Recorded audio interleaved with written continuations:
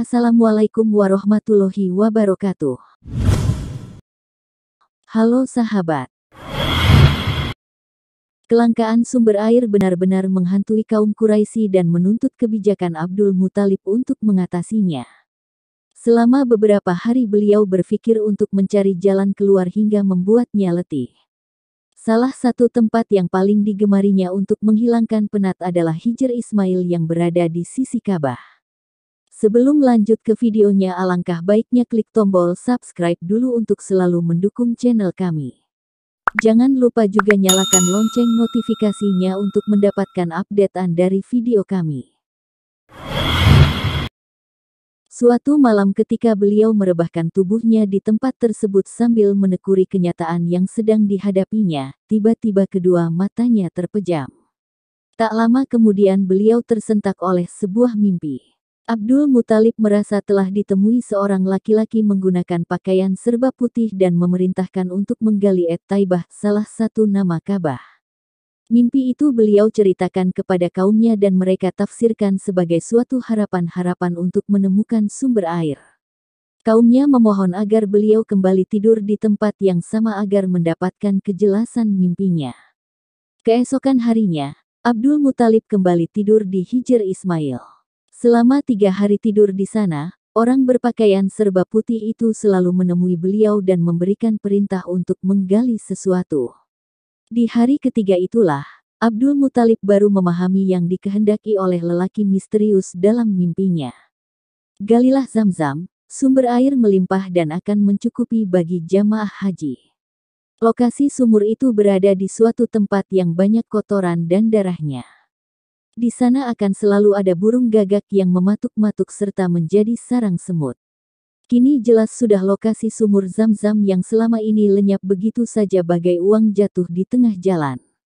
Harapan Abdul Muthalib untuk menyelamatkan muka kaumnya kembali tersulur. Dengan penuh perhatian, beliau menyusuri sekitar Masjidil Al-Haram. Serta merta pandangannya tertarik pada tempat berdirinya berhala Isyaf dan Nailah. Di antara dua berhala sesembahan orang-orang jahiliyah itu ada seekor gagak sedang mematuk kotoran onta yang bercampur darah kering. Kedua matanya juga melihat begitu banyak semut keluar masuk dari sebuah sarang. Abdul Muthalib sangat yakin di antara berhala itulah terdapat sumur Zam-Zam. Tanpa banyak bicara, dengan dibantu oleh Al-Haris satu-satunya putra yang beliau miliki ketika itu, Abdul Muthalib memulai penggalian.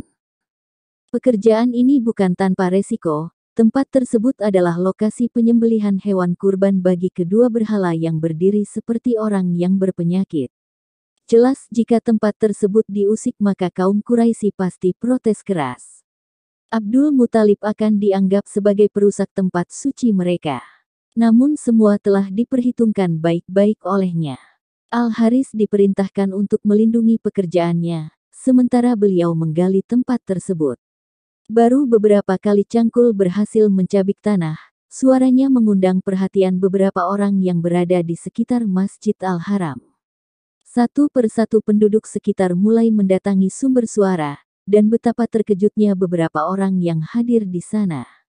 Mereka melihat pemimpin yang sangat berwibawa itu tengah merobek-robek tanah tempat pengorbanan.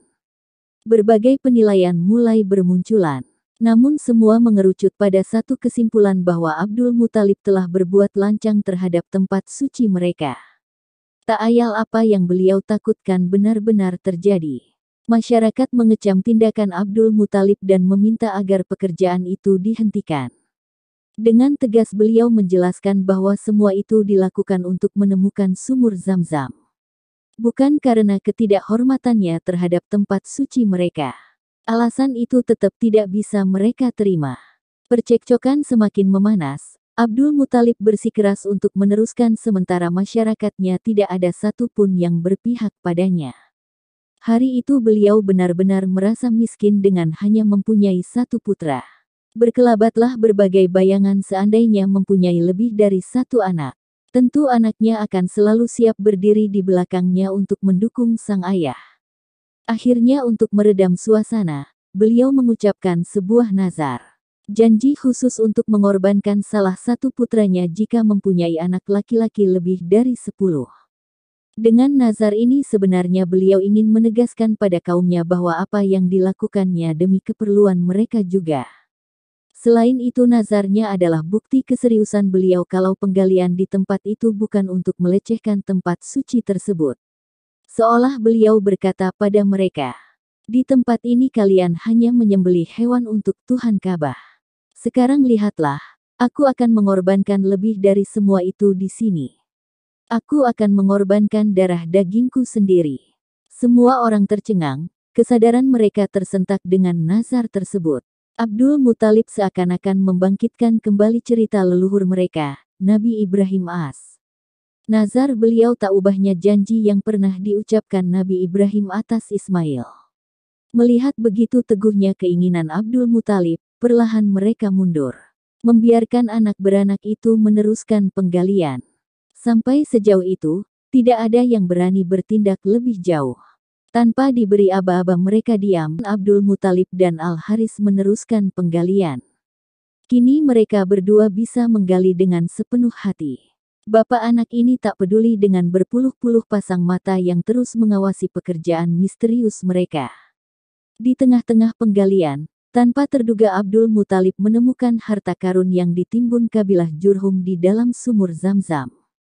Saat itulah hampir semua yang hadir merasa mempunyai hak atas harta tersebut. Kericuhan mulai terjadi, setiap orang telah menjelma menjadi bidak-bidak catur yang dipermainkan nafsu.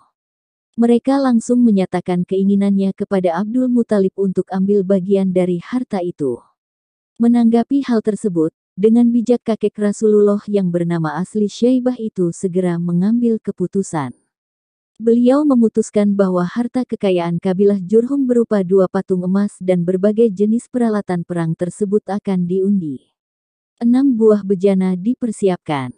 2 buah bejana kuning untuk Ka'bah, 2 bejana hitam untuk Abdul Muthalib dan 2 buah lainnya yang berwarna putih untuk orang-orang Quraisy. Setelah diundi, ternyata 2 buah bejana kuning mengarah pada 2 patung emas. Sehingga keduanya menjadi bagian-bagian Ka'bah. 2 bejana putih mengarah pada 2 jenis alat perang sehingga semua peralatan perang berhak menjadi milik Abdul Muthalib. Ketika itu orang Quraisy tidak mendapat bagian sebab 2 bejana warna putih jatuh pada undian terakhir. Sesuai dengan aturan, bejana yang terakhir keluar tidak mendapat bagian. Begitulah kisah perjuangan kakek Nabi Muhammad SAW yang bernama Abdul Muthalib untuk menemukan sumur Zam-Zam. Untuk meneruskan kisahnya kita lanjutkan ke video yang selanjutnya. Dan bantu subscribe channel ini untuk selalu mendukung kami. Jangan lupa juga nyalakan lonceng notifikasinya untuk mendapatkan updatean dari video kami. Wassalamualaikum warahmatullahi wabarakatuh.